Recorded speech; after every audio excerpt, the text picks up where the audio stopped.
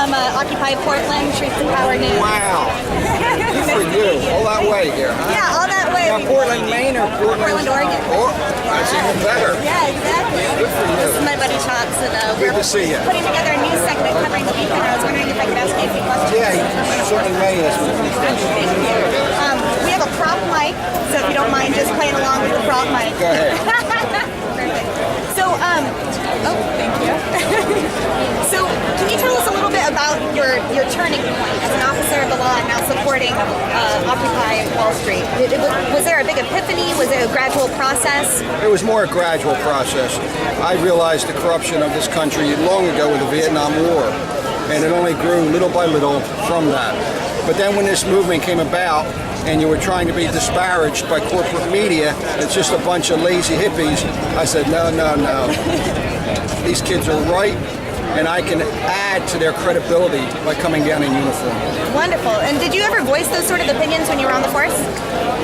Not as profoundly as I'm voicing them now, because it would have been very unpopular. Sure. And but they recognized I was a little different. They could tell you can't hide it completely. But they knew I was against all kind of wars. They knew I was against the corruption, and but I did my job very professionally every day, and they respected that. Absolutely, we know all about not being able to hide that sort of passion. And have you gotten any support from fellow police officers since you've come out?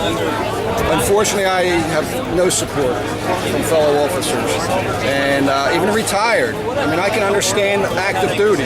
They don't want to risk their job. They don't want to risk being isolated and alienated. But I'm really surprised that no retired officers have come out to support me. I don't even have them coming up saying, I'm a retired officer, I support you, let alone standing with me.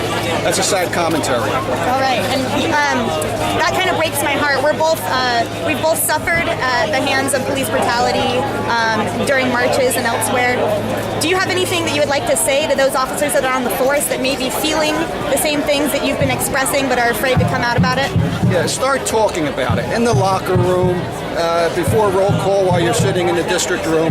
Start mentioning it. Mention this guy who's out here with this sign. Mention this movie. Watch Inside Job. Then bring it up in the locker room. Hey, I saw that movie Inside Job, guys. It's a real eye-opener. You might want to take a look at it. This movie is an eye-opener.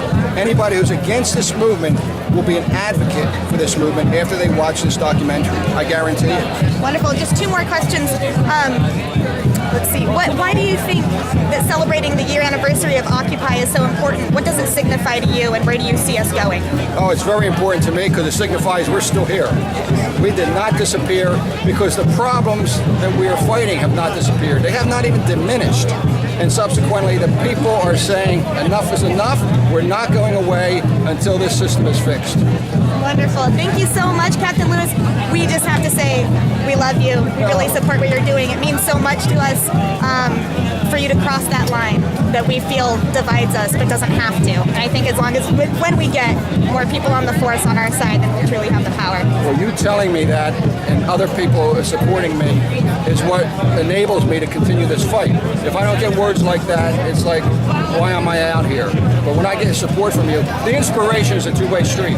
Don't ever underemphasize the inspiration that you give me. Thank you so much for all you did. Can I give you a hug? Oh, take care.